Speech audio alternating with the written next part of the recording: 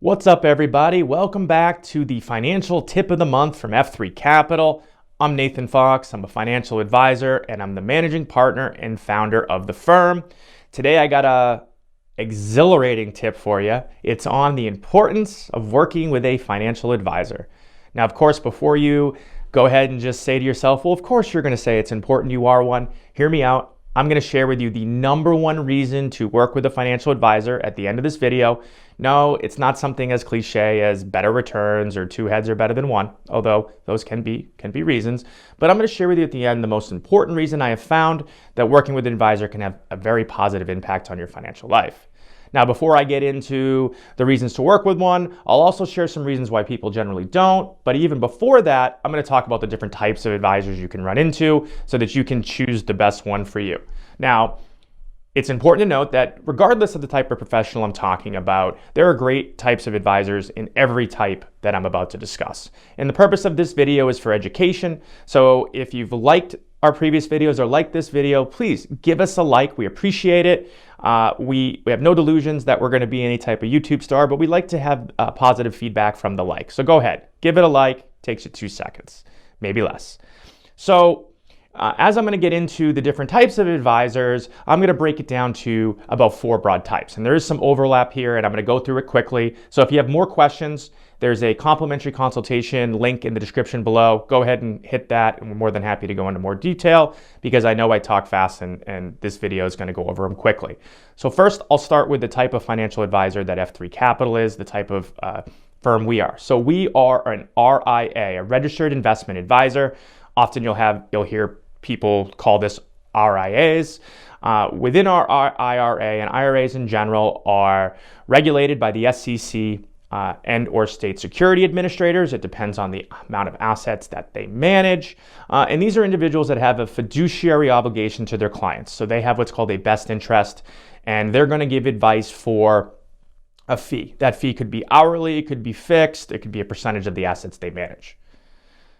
The next type of advisor that you could run into are the broker side. And in the broker side, I'm going to break it down to 3 types. So 4 overall, and then 3 within the broker. Now, the first type of kind of broker you could run into is the wirehouse guys. The wirehouse terminology goes back a long time. And wirehouse guys are individuals and professionals that work for companies like Merrill Lynch, UBS, JP Morgan. Those are some of the big ones. And these are individuals and professionals that will be working for big broker dealers. And broker dealers are regulated by FINRA, the Financial Institution Regulatory Authority. It's an SRO. And within the FINRA, the suitability for advice is suitable.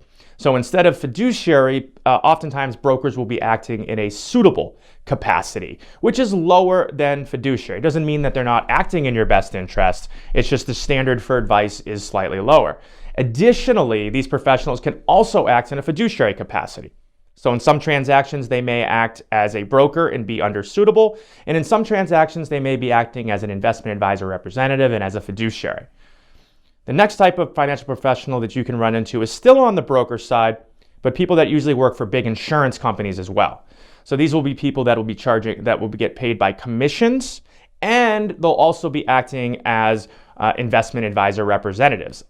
You'll often see maybe IAR after their name, and they could have big affiliations with companies like, Mass Mutual, Northwestern, Guardian. Those are some of the big ones. And these professionals can be absolutely, some of the best professionals work this model, but they'll also be dual registered. So they could be wearing 2 hats, just like the wirehouse guys. Sometimes they're acting as a fiduciary and sometimes they're acting under suitable. The last type of financial professional you could run into are simply registered representatives. So these are people that will only be offering products that are commission. These will be things like variable annuities, A-share mutual funds, life insurance. So their only form of compensation will be commission. So to conclude, 4 different types. You've got the independent registered investment advisors, the RIAs like F3 Capital. And then you've got the broker side that's broken down into 3. The wirehouse guys, the professionals that work for maybe big insurance companies, but also have the dual registration. And then finally, just registered representatives that are only going to offer financial products. Again, there are great professionals in all 3, and deciding which one that's best for you will depend upon your situation. Now let's get into working with a financial advisor. And before I'm going to do that, let's just talk about some of the common reasons I see people don't.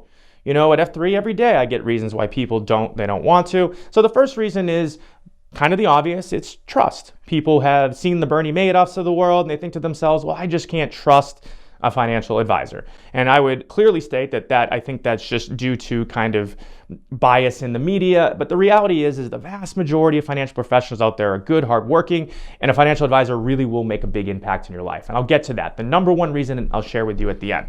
So oftentimes they'll lack some trust. Number two, the next reason is they don't want to share the information or they don't think they have enough money to work with one.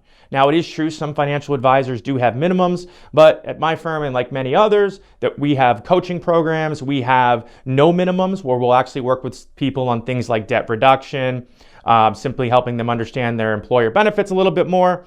So there's a number of things that a financial advisor can bring to your life, even if you don't have a lot of investable assets. We actually have a coaching program at F3 Capital. We work with, maybe younger investors who aren't quite ready to invest, and it's more about education. So don't just assume because you don't have a lot of assets, one can't make a difference for you. The next reason that I see, and of course there are more, but I'm only going to highlight three, and these are the do-it-yourselfers. They think the fees aren't worth it and they can kind of do it themselves. Now, I would strongly advocate that doing it yourself is not going to yield better results. I think the fact of the matter is that you still have to spend the time, understand the information, and make objective decisions throughout the course of your life. And as you get older and as we go through different markets, I think it's very hard to stay on top of all this. And ultimately, I don't think that there is a good reason to be managing your money yourself over the long term, especially when you consider how much is riding on it. I mean, this is your family and your future. So I'd encourage anybody who's out there who thinks that they can do better for themselves or thinks that managing the money themselves is best for them, hit the complimentary consultation. Let me at least try to share with you why you might be wrong. I mean, the worst that comes out of it, you're either continue to support your own beliefs or you change your mind. So I do think, regardless, working with an advisor, and for people who are doing it themselves, I do think that's a mistake, but that is a reason people do it. They think they can save on fees and that they can do it themselves.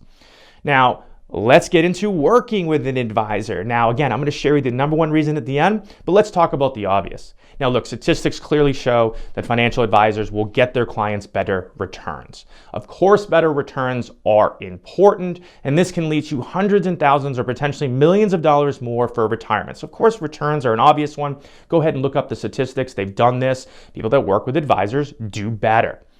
The next reason that I find working with an advisor, and I will tell you that working with an advisor will make a big difference, is the proactive and ongoing advice. It's like a coach. If you look at the best professionals out there, they're not trying to do everything. The top CEOs of companies, the top professionals all bring experts into their life to leverage their knowledge. We do know that we can learn things faster from others, and that this is just evidenced by just sometimes watching the most successful people out there. I tell people, act like your own CEO. With something as important as finance, bring people into your life that can help you. Build up your best team around you. And we know I was a big athlete throughout my life. In teamwork, there's tremendous benefit to that. And I can tell you that if you bring and let an advisor into your life that's good, they're going to bring ideas to you and they're going to do the most important thing. The number one reason, save you time. Even if you think you can get the same results as a financial advisor net of their fee, why would you do that when the most important reason to work with them is time? Regardless, you're going to have to spend time doing it yourself. So I ask people, what is your time worth? What is having more time with your family, more time on your hobbies, more time just doing the things you want to do? What is the real value of your time? And that is the one thing that we all know that we can never get back is time. And it reminds me of this saying, I hope it doesn't sound arrogant or offend anyone, but there's a saying that says, time is the enemy of the rich man and cost is the enemy of the poor man.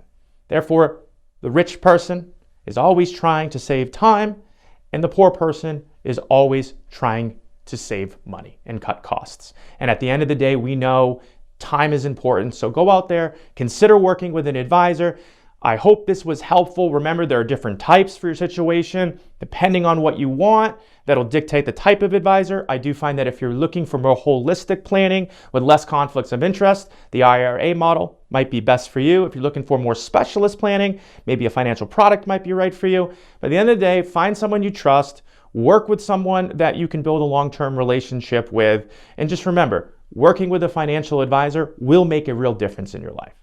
As always, stay tuned for more tips of the month, and please feel free to reach out in the link below with any questions you may have. Thank you.